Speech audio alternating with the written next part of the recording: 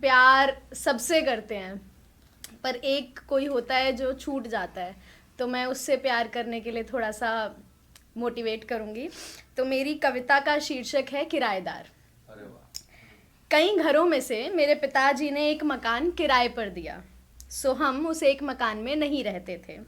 उस एक मकान में किराएदार जो भी आते मज़े से रहते, सभी साधनों का इस्तेमाल करते, किसी चीज़ की कोई दिक्कत नहीं।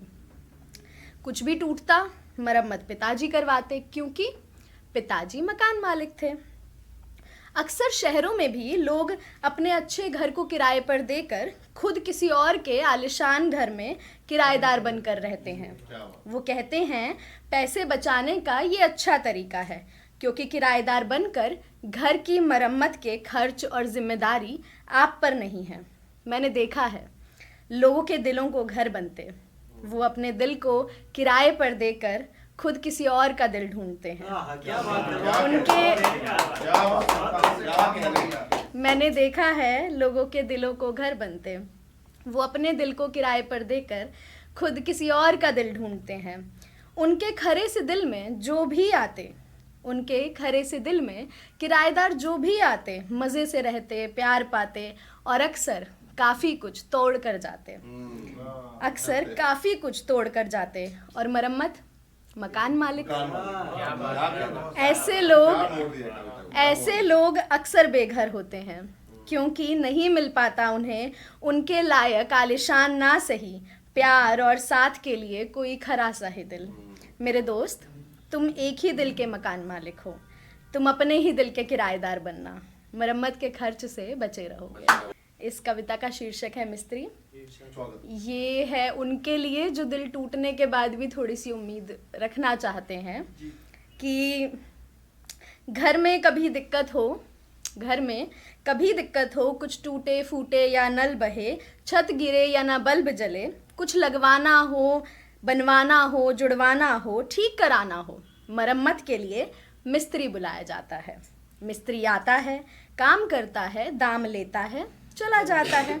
ज़्यादा से ज़्यादा चाय पीता है, नमकीन खाता है, 2 बात कहता है, 2 बात सुनता है, पर आखिर चला जाता है। न मुड़ता है, न रुकता है, न कहता है कि फिर मिलेंगे, न ही जताता है फिर मिलने की आस, बस चला जाता है। इस बार कम टूट फूट, कम काम था, कम समय, कम दाम था। अगली बार हम काम ज़्यादा रखेंगे, तुम दाम जो मर्जी रखना, बस पूरा जीवन लेकर आना। इसका शीर्षक है किताब। 12 वर्ष हुए मेरी 12वीं कक्षा के भाषा किताब के सफ़े नंबर 144 पर मैंने तुम्हारा नाम लिखकर ऐसे मिटाया था कि कोई पढ़ ना सके। वो हमारा जो टीनेज लव होता है उस समय का, कि हम बड़े टेक्निकल तरीके से अपने प्यार को दर्शाते हैं छुपा छुपा के। कि 12 वर्ष हुए मेरी 12वीं कक्षा की भाषा किताब के सफ़े नंबर 144 पर मैंने तुम्हारा नाम लिखकर ऐसे मिटाया था कि कोई ना पढ़ सके। लेकिन आज भी जब मैं उस किताब के सफ़े नंबर 143 143 पर उंगली फेरती हूँ, तो पाती हूँ उभरा हुआ वही प्रेम जो मैंने अपनी सहेलियों से 143 का रहस्य जानने के बाद तुम्हारे नाम के तौर पर लिखा था। वही नाम जिसके प्रेम से आज भी उबरी नहीं मैं। इसका शीर्षक है आईना। आईना हमारा प्रतिबिंब दिखाता है।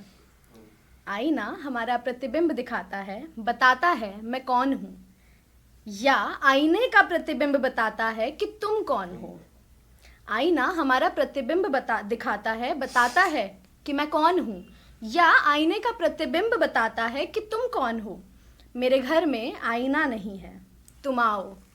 मेरे घर में आईना नहीं है, तुम आओ, बैठो, मुझसे बातें करो, मुझे बताओ तुम कौन हो। मैं जानना चाहती हूँ मैं कौन हूँ।